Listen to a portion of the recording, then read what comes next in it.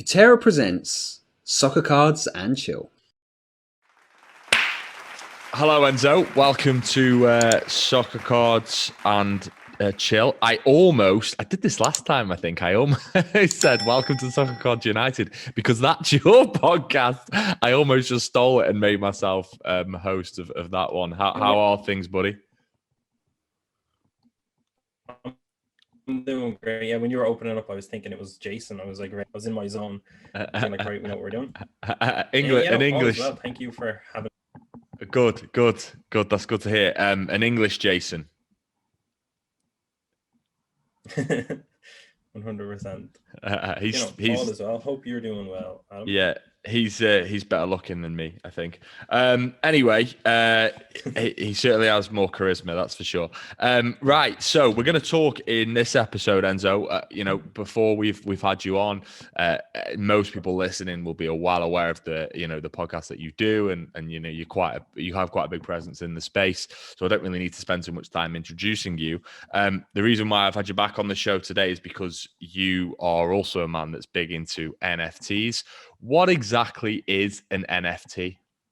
Yeah, that can be a difficult question to get through, Adam. I have a lot of friends that kind of see what I'm doing on Twitter or kind of know what I'm involved in, and I just skip explaining it. I'm just like, listen, too long to explain. I'm not like certain people. I'll give them time and I'll explain it. Other times I'm like, no.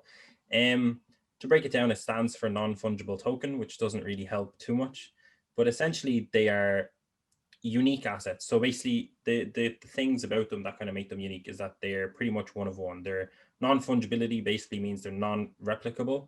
So like a 10 euro note is a fungible token. So if I give you a tenner, you give it to me, we both are in the exact same place. Whereas with a non-fungible token, each token has pretty much like its own serial number. Like every single one is unique. Even if the value is the same, technically there is a difference, if that makes sense. And basically the reason they're the reason they're a big deal is kind of two main things. Is an NFT allows for proof of ownership. So again, this is all in digital asset space, and smart contracts. So the two of those things together, proof of ownership, Adam, essentially meaning if there is an NFT, I know that you own it. I can access your wallet. I can look into it. It is irrefutable that you are the owner of it. So one of the big things along with collectability is digital art, which is blowing up. So imagine if you own the Mona Lisa, we have absolute proof that this is an authentic Mona Lisa and that you are the owner. Like there's nothing that can go amiss. Like there's no way of being like, oh, he thinks he owns it, but he owns a fake, or he's not the owner, someone else is the owner. It's like absolute embedded in the blockchain cryptocurrency. If you have an NFT, we know who owns it. We know that there's proof of authenticity, and then kind of where the main value comes from is within the smart contracts. If it's not a collectible, the smart contracts allow for utility. So it's essentially, Adam, to kind of try to explain it better, it is just a new technology that it takes a while to get your head around, but once you're in it, it's really clear why it's such a big deal. I think you've done really well there, because that is a hard question. Yeah. I think, I've been privy to this space, the crypto space, for quite some time, and I listen to people who know a lot more than me, and I listen to them struggling to explain it. It's hard. So you've done a good job there. So a couple of things I want to pick up on. So when you said you could like validate who the owner is, would you say that's like a diversion from physical cards? Because or is that, if you think about it in the context of physical cards, is it just like, if I've got it, then I own it? How does it, like, how would you correlate it with physical collectibles, I think is my kind of question. Yeah, so when I think of physical collectibles, there's kind of two ways where we could almost replicate, almost being key. And that is if you have a numbered card. So like, Futera would have a numbered card.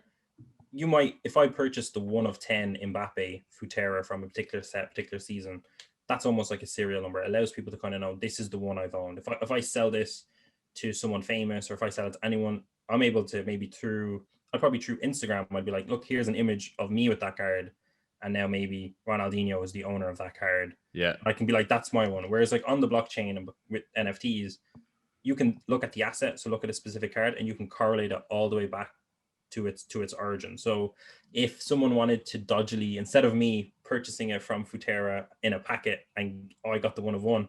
If someone wanted to just give me the one of one and pretend that I got it on the blockchain, that's visible, if that makes sense, which is like, it's absolutely like anyone can follow it. You just need an internet connection. You can look at it the whole way through. So correlating it to the digital space gives like absolute transparency. Where did it come from? How much did it sell for? Which is interesting as well, just to know, like, in some cases a one of one could sell and you don't actually know the fee that was paid for it. Whereas on the blockchain, everything is just open to the public. You'll see who it went to, who it sold to, when it sold to, how much it sold for, which is like an interesting kind of new insight that we get that we can't really get with physical collectibles. We can for the most part, like, but there is ways that you could kind of secretly do a private deal and there's certain information missing. So it's more so an insight into new information in the digital side. Yeah, there's also the thing I think as well there that with physical collectibles, I mean, I remember my first stint with Futera back in 2010. We got wind of some fake Futera cards that were on the market. Like a company in Asia, I think, somewhere in Asia, had like basically made their own version of Futera, used our brand, and like the cards were obviously nowhere near our quality, so you'd be able to pick them out. But I suppose that's an issue, isn't it, with physical collectibles, as people can replicate them, and sometimes it can be hard to know if it's legit and genuine, and this takes that away, I suppose. Yeah, so in two aspects it takes that away. So one, as you said, if I'm buying a Futera NFT, it is completely under like a verified Futera account. It's linked to it, like, absolutely. And then secondly, when you think of like auction houses, like recently there was the big drama with eBay and PWCC, where they essentially accused PWCC of shill bidding auctions, which is like this huge ordeal. Like if you're on OpenSea, which is like an eBay-esque marketplace for NFTs, and if some form of shill bidding is going on, which has happened, like purchases, people manipulating the market, because like even a network of people with 30 accounts, for example, because everything is on the blockchain, if you're looking at it and if people do like investigate it, look into it, see what's happening, you eventually see trends of, okay, all this money went here and then all of the money went to this one account, and everything is, it's harder to manipulate essentially, which again, with physical cards, there could be a manipulation of a group of people, group of whales shilling a card up, like maybe the Michael Jordan rookie, when it hits 100,000. You could question the authenticity of that at golden auctions, because then the price dipped. But on the blockchain, like, you know who bought it, where did the money come from, where did it go, you know? And what you just said there happens with I mean, I'm not aware of it happening with NFTs. I assume it does, but I'm well privy to it happening with crypto. Yeah. Like crypto, I mean, people that crypto, certain coins get pumped quite frequently. It's very, very interesting to me. Like, you know, the kind of certain coins don't have that much utility. They can't be used for a lot, but then they have, like, they're worth like $1. So Dogecoin, I think the people behind Dogecoin are actually working on some utility now, but I think in its essence, it doesn't have a lot of, it can't do a lot. But Elon Musk comes on to Twitter and he's like, all right, I'm, you know, I want to take this to the moon or whatever, and he just pumps it, and the price goes crazy. And yeah, so does that happen in the NFT space as well? 100%, then? Yeah, there was I think recently, I think Joao Felix, so Jake Paul and Joao Felix recently changed their, I don't think they changed their profile pic, mate. Yeah, I think their profile pic, they changed it to, I can't remember the name of it. This was, I think, as recent as today. And then by looking at the blockchain, it was seen that a transaction of 49 Ethereum was given to both of those to essentially that in that case, it was influencer marketing, which is fine, but they didn't transparently say, like, I've been paid to do this. They just changed it. The project sold out then. And then people, like, looked through the blockchain and said, like, hold on, you were paid to pump it, essentially. So that is happening. Right. But again, it's easier to catch it. So one of our own soccer men implicated in that one a little bit, Joao Felix. I think he's stuck with it. He still has his profile pic like that. But yeah, it does happen. I mean, anywhere there's money, that's going to happen. There's people that will mobilize and try to manipulate markets, especially with the amount of liquidity that exists in the space at the minute. You see the stocks as well.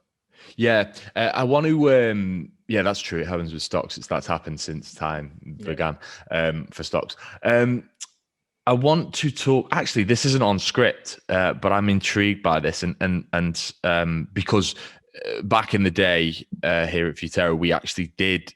We were far too early. We did like virtual cards. So not to this level of NFTs in terms of, but we dabbled into this. I think, probably around 2013, so really early. But a company that's kind of really capturing a lot of the market and people's excitement at the moment is So Rare. You told me about So Rare when I was new into the role, and I came in, and you said, "Do you know what So Rare is?" And on the podcast, and I was like, "I have no idea what you're talking about, Enzo." Yeah. And you informed me, but that's really blown up. So, like, how does that fit into the whole kind of NFT thing? Yeah, they're one of the best companies that have utilized NFT to date. Like I fully believe we're going to see them in 10 years and it's still running, which you can't say about a lot of the projects that come out. So Rare, they are a mix because they've latched onto soccer cards essentially, because they could have made their tokens anything. They could have just been players, didn't have to be cards. That really played into the collectability space to try catch those soccer collectors. But really what they are is an NFT project based around the utility, and that utility is essentially just a fantasy like similar to Fantasy Premier League, but it's global. It's every league pretty much at this stage. They're growing all the time. But it's essentially purchasing cards, which are NFTs. You own them. So from a collectability point of view, certain cards are still rookie cards, certain cards are still jersey cards. So you have the collectability, but the reason they're kind of going to the moon is that they have the utility, which you can submit your players the same way you could with a Fantasy Premier League, 5-a-side, into a tournament based on how they perform in that game week in real life. So the real players that correspond to your tokens, how they perform based on Opta stats. You'll get a score, and then you can basically rank in a leaderboard. So if you come at the top, you're going to get a cash prize along with some players. If you're in the top 10 percentile, like it depends each week and each tournament, you're going to earn players, other tokens, which are, you can sell for cash as well. So those, So Rare honestly has taken it by storm. They have the official licenses as well. These are the official licenses today. Obviously, they broke that they have partnered with La Liga, which obviously gives every Spanish top flight league team, because normally it's like each team they get the license of, but now they've taken on a league. They have a few national leagues. So So Rare isn't slowing down anytime soon. I think they're going to consistently scale. They recently added they had like 1 of 100, 1 of 10, and 1 of 1 tokens. This year they've added a 1 of 1,000, which just shows the ambition for them to scale, to make it more affordable to get in, and also just to go from 1 of 100 to 1 of 1,000 is a huge scaling point. But like, such is the demand, and such is the model that they're running with. Essentially, picture Fantasy Premier League, all of that built in with ownership and built in with cash prizes as well. And it's not like a gambling platform. It's very much fantasy football, ownership, collectability, like amazing platform. Yeah, and then it ticks the box as well of like being, if you're approaching it from an investment perspective, you land a certain player that's a hot prospect, and you keep holding. So it's the same principle as physical cards. What impact do you think it's going to have on physical cards? I mean, I think we're all past the point now where we think the two things can coexist peacefully. I mean, there'll always be a desire for people to have a physical asset, the same way as I imagine if we think about books. I like having physical books, but I've also got a Kindle, and I'll still go into a charity shop, but that's a physical book, I'm going to buy that, and I'll still get stuff with the Kindle. So I think they can coincide. But what impact do you think there are any? Here's a question: do you think there are any trends on the digital side that will actually feed in to the physical side, or have there been already? Yeah, I think, as we said, they definitely can both coexist. The kind of difference I see with soccer cards versus So Rare cards is the utility, because there's certain players, soccer cards, that you wouldn't really look at twice, whereas because in real life they have good performances, their value on So Rare is much higher than an actual soccer card. Trends through, like, I've seen a few people kind of get cards in So Rare that perform really well, then suddenly the demand for the physical cards go up. Oh, really? Almost as like a tribute to, this is my guy who gets me top spot every week, so I want the 1 of 1 autograph of this. Like, otherwise not respected player, like Joshua Kimmich is an example. Amazing player in real life, amazing scores on So Rare consistently, so young as well, still like 26. But his cards, like when you pull like as Joshua Kimmich card, you're not particularly happy. But there is kind of a trend of people being like, this is my guy, this is in my Hall of Fame and So Rare, he's getting me the points every week, so I want this kind of fancy physical card to put on the mantelpiece or to put on my shelf, just as a kind of respect for essentially winning me a lot of money maybe per week, or just being the guy that always will hit a specific score. So there is that. But apart from that, unless there was a way to get physical cards to have utility, I'm not seeing too much crossover trends. I still am a firm believer. I wanted one of the companies to do a crossover of opening a physical box, getting your 1 of 100 Joshua Kimmich and then having a scratch off at the back to get your token. Like that's something I don't know if I'll ever see it, but I would love to see that.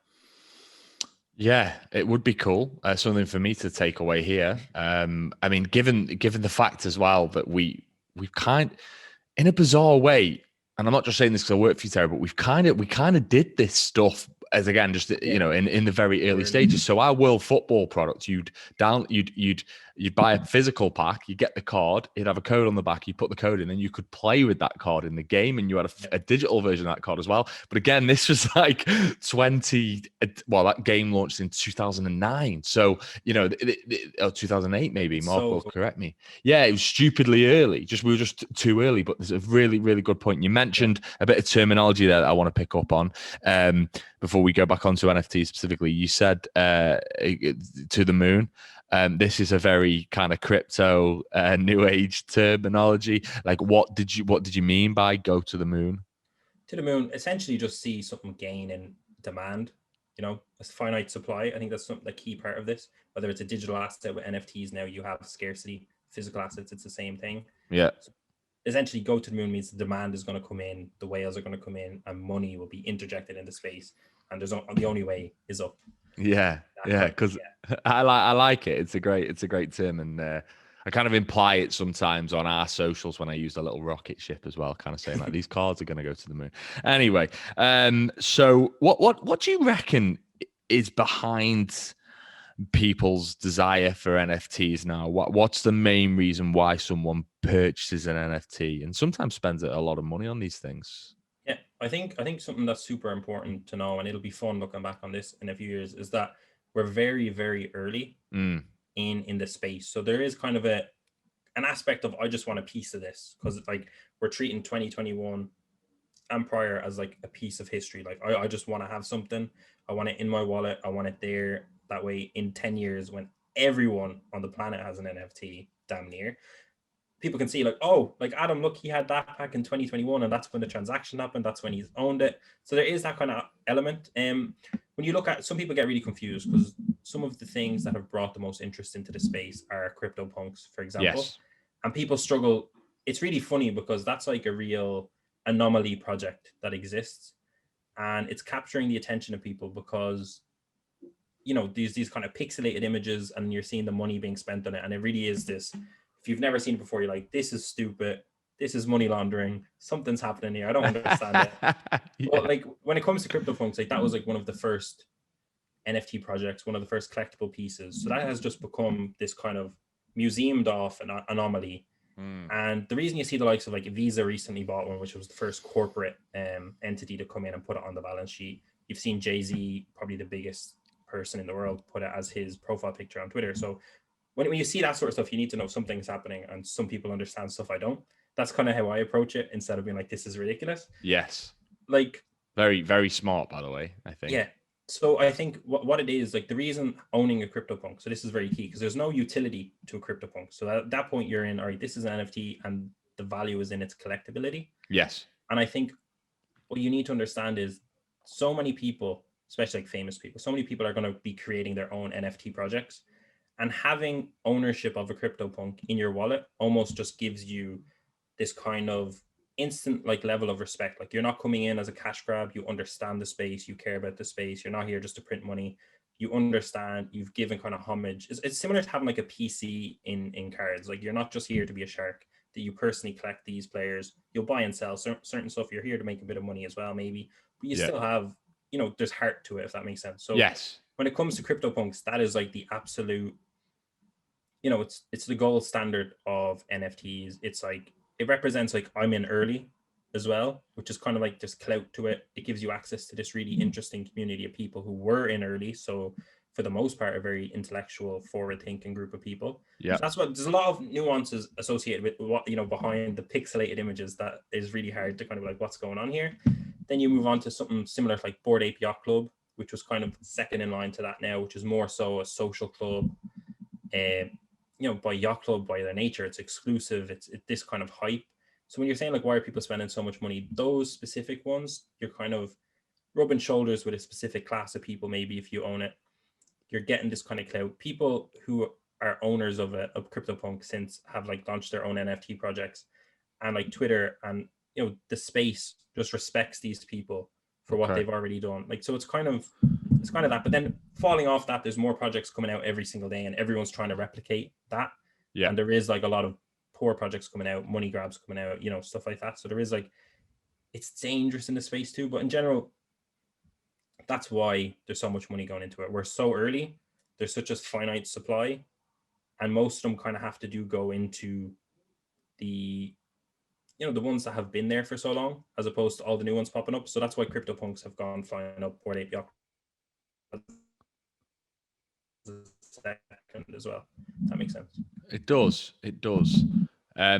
So what constitutes as a bad project then, in your opinion? Yeah. So we've seen a lot of these coming out. I won't name them all because they have been terrible, but yeah, don't name them. Don't name them. I'll get into trouble. But like, yeah, it got to a point like people kind of got annoyed as well. That, like, during the summer, there was just so many PFP projects which came out, which are just profile picture projects. Okay. Which are the generative. Maybe it's an animal 10,000. It's very similar. Copy paste the whole way through.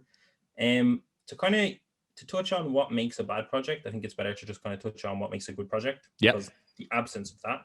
So, like, if I was looking at a project, the first thing I do is look at who's behind it.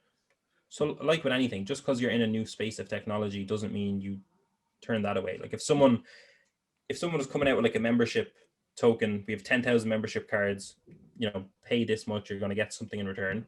If that person is, Dwayne The Rock Johnson, or if that person is a faceless Twitter profile, like, where to put your money if you're trying to do that. So the person behind it is key. Is it transparent? Do you know who it is? Have you seen what they've done up to this point? Like, have they just existed in the last year? Maybe that's bad. Is there someone with 10 years of experience, doing different things, but that could fall into the space? The utility. So, like, what are you getting if you're not here for collectability? So, for example, I bought one Creature World NFT, which is my current profile picture on Twitter. Just on that, just very quickly, yeah. I was sitting at my desk earlier and I was messaging you, and my daughter saw that the little image, and she was like, "What's that?" And like, I clicked on it, and she's like, "Oh, she loved it, by the way." So, Yeah, and then I was honestly, showing her the Kongs as well, which she liked. Like, people were trying to figure out, like, how do I, like, people say, like, Enzo, why did you skip these projects, and then what brought you to this? Like, what's the secret to picking or choosing a project? Yeah. And that one was the art genuinely stood out, because that is art. I thought the same. I thought it was cool, but you have to look beyond that. That's not enough. Anyone can make good digital art. So I found basically the creator of it, went onto their Instagram, and it was just a guy, Danny Cole, a New York artist, 21 years of age, and everything that he had done for the last 2 years looked incredible. Like, you could see he's a genuine artist, and now he's making an NFT. It was really clear that it wasn't someone who popped up yesterday. He had been painting those images in 2019, probably earlier. He had like an ad with Converse. He had like collaborated with some famous musicians, stuff like that. So it was clearly he's got clout. He had clout. Like, before seeing him, like, I didn't know about him before seeing the project. When I seen their Twitter page, it had 2,500 followers. So like, that's basically what Soccer United had. So it's not like the clout was fully there. I could see something was bubbling. But it just boiled down to, he looked interesting. I liked what he was doing, and I liked the art. And I was like, great, I'm going to buy 3 of these. Probably sell 2, keep 1. That's what I did. Worked out very, very well, because eventually Gary Vee got in, Steve Aoki got in, like, loads of celebrities got in, which tends to happen with a project that really does heat up. But yeah, in that case, there wasn't clear utility at that point. That was solely collectability, but I liked the person behind it, so it checked that. Now I think the utility is that he's going to be giving like human-sized paintings of my profile picture to the people. So like, that's the only reason I'm not selling that one. I'm like, I want that painting. Yeah.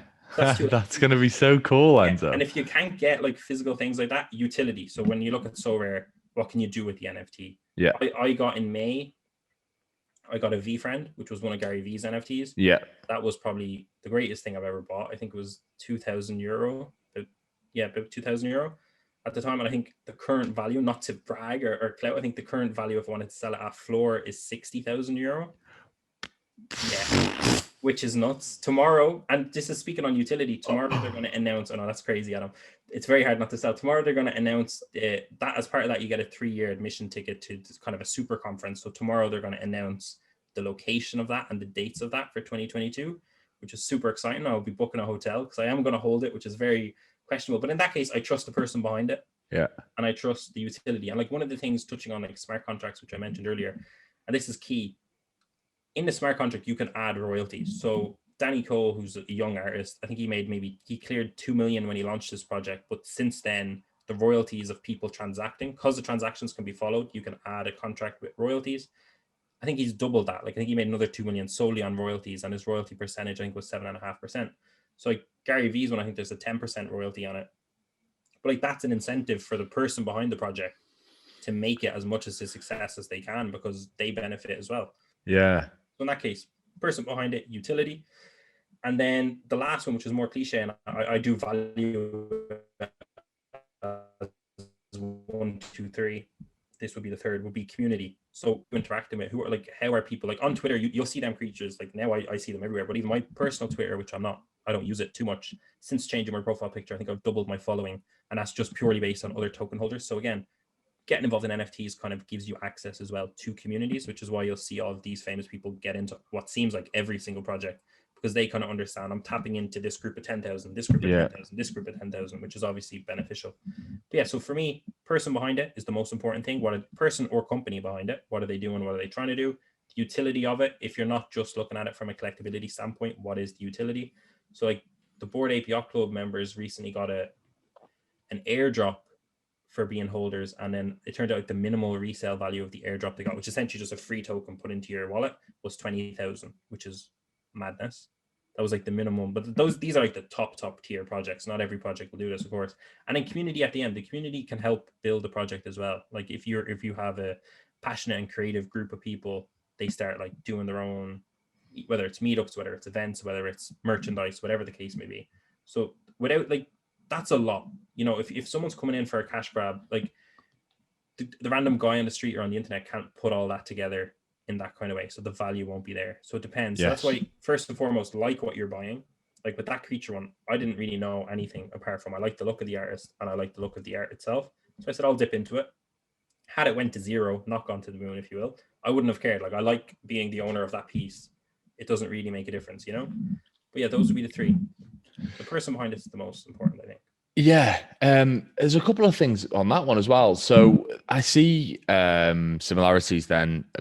When you said, like you actually have to like it, you reminded me a little bit of an earlier Soccer Cards and Chill podcast that I did with, I can't remember who it was now. But anyway, I asked them, I said, what advice do you have, for people who are getting into the hobby? And whoever it was said, well, look, you gotta actually have some passion for the cards that you buy, and that helps in a way, because if the arse falls out of the market tomorrow, then you've actually still got stuff that you like. And that resonated with me. And then I think what you said there as well, on top of that, is like reminds me of the crypto space. So the same rules apply. Like, there are certain projects I do my research into certain projects, and I'll find the people behind it, like on LinkedIn. I'll look at their site, I'll see whether or not they're that active, even on little things like their blog. Like, do they blog a lot? Who are the people behind the project? What kind of knowledge have they got? You're kind of looking for a varied skill set as well. You've got a guy who knows marketing, maybe, who can continue to build and capture more market share. You've got maybe someone who's a proper good coder in there, or whatever it might be, and then someone who's maybe worked in finance for a long time. And you're looking for these types of characters, and you go, this seems like it's a good project. And there's a lot to it. Like there's a lot to it. Yeah, because like most times when you run into a project, it's probably just about to start. Like that's when you see it, because that's when they really start ramping up the marketing. And at that point, you have a finite amount of time to really look into it before it launches, and then the price will go up. But yeah, there's a lot to it, which is why you see a lot of projects. There's a lot that I just look at and will just glance at and be like, no, clearly no, like skip. And there's so much. Sorry, go on, carry on. There's so much that's just coming out, because it got to a stage where almost anything that came out would pop off, because you had these two phases, which was the minting phase, which is essentially artist, creator, company creates the NFTs. There's 10,000 generally, and minting is essentially becoming the first owner. So we have them, they exist, you pay a transaction fee, now you become the first owner, and that's always mostly it's always a really, really cheap price to mint. So in most cases, what a lot of people did over the summer, and a lot of people made a lot of money doing this, was minting them, and as soon as they mint them, sell them on the secondary market straight away, because the price by default over this summer was almost 4x was the absolute minimum you would see in that space before you even know if a project is about to be successful or not. If you got in early and managed to mint, you were going to sell for a profit. And so at that point, there was hordes and hordes of people just going project to project. They didn't care if it mattered or not. Project came out, they're like, we're minting, we're going to hype it on Twitter, we're going to, push it and just sell. So in that case, there is some you just have to look at and go, yeah, even there could be money made there, but it's not what I don't want that. Like if I bought it and it didn't pop off, I wouldn't be happy holding it. And I'm not buying it just to make money on it, if that makes sense. Yeah. Like all the ones I've bought, I've ended up with a token. Like if I'm trying to make money on it as well, if I'm early on something and I believe in it, I buy multiple tokens, keep one, sell the others. Like that. But yeah, there's a lot that come out that I wouldn't give my time to just solely because it got so crazy in the summer. People just rushed to let me make this, let me make 10,000, let me put it out. It was like a formulaic thing where like there was, I think at one point they found this one Russian guy had made like 7 different projects that were all like semi-successful as well. But it was like they turned out, oh, this is all the websites looked similar. They had similarities, and someone then figured out it's the same person on each one, like just pumping it out. They had no intentions to make it a 5-year project, 10-year project, or really put time into it. It was very much the early stage and then just walk away from it, Yeah, no, of course. And I suppose that's where the skepticism comes in for some people as well then. I personally, I don't own any NFTs. But I'm mainly because like I think I'm like I don't you haven't got a lot of time to focus on this stuff, and I don't just want to just what did they say, FOMO into something and then lose a lot of money. But yeah, I think because I think sometimes just having a bit of crypto and just trying to keep an eye on that is can be hard enough on top of life. What else have we got here? Oh yeah, okay. So what's the future look like then? Yeah, so I think a lot of people that watch this will probably be in the same boat as you, and they probably don't own an NFT. And I would say don't FOMO in 100%. There's so much money that you would have to spend just to get involved. Like things are not cheap for the most part in the crypto space, in the NFT space. But just because you're not going to buy one, Adam, and you're clearly doing this, but to anyone listen, just because you're not going to buy one, I would say don't not educate yourself on it. Like you should be, not should, but if you want, like I think there's huge value in understanding what's happening. Like you can even like what I did for a while was like seeing a project, for example, that was coming out and said, okay, how much does it cost to get 2 of these? And I pretended I bought 2 of them. And let's say I bought 2, and let's play out what I'll do. I've seen some of them go crazy, and I was like, oh no, which is like the natural case. The Oni squad, the Oni force, that one went like 2 days there, went up to 7 Ethereum, which was like 21 grand. And I was like, oh God. But like it came back down eventually. But like what I'm saying is, you're saying what's the future of the space? I think NFTs, you're not going to get away from them. They're undeniable. They're coming. They're going to be everywhere. It just makes so much sense from the technology point of view. Like they will be everywhere. So in that case, that's why I would say educate yourself on them, learn about them. You don't need to learn about it by putting €1,000+ in and buying an NFT. Like you don't need to do that at all. But follow the space, understand why they matter. And then when you see a genuine project or platform, when I say project, I don't mean profile picture. I mean like So Rare when it first started. There was so many bargains on that when it first came out because people just didn't know about it. And there still is today if you look at where it'll go in 10 years. So the future of it, NFTs are going to be everywhere, Adam. They're going to be involved in almost every industry just because of, again, proof of ownership and smart contracts allowing royalties. Like the smart contracts, it's so tied in with sport and it's so tied in with art and music.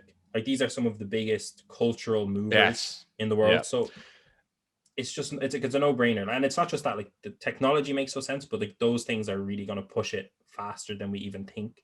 So I think the future of it is it's going to be part of all of our lives. It's going to be a lot less clunky than it is now. Like right now we're so early on, there's not a clean kind of way to interact with blockchain, the way to buy and sell NFTs. Like there's going to be a case where we're never actually spending Ethereum. We're probably just doing it all with debit cards and the Ethereum's happening in the background, which happens with some platforms now.